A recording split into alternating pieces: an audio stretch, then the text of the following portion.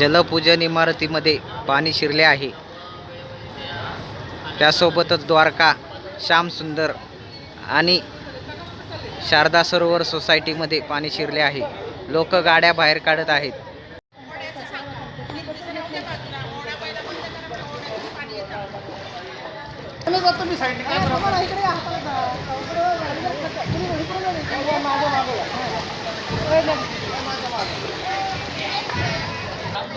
तुम्ही काय बाहेर चालले का?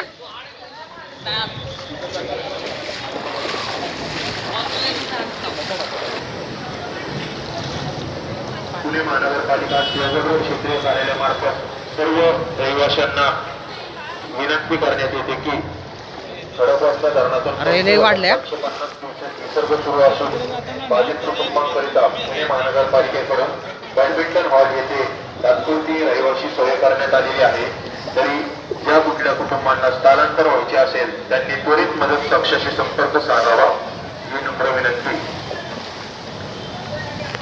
पुणे महानगरपालिका सिंहगड क्षेत्रीय कार्यालयामार्फत एकतानगरी येथील सर्व रहिवाशांना विनंती करण्यात येते की खडकवासला धरणातून 35,750 क्युसेस विसर्ग सुरू असून बाधित कुटुंबांकरिता पुणे महानगरपालिकेकडून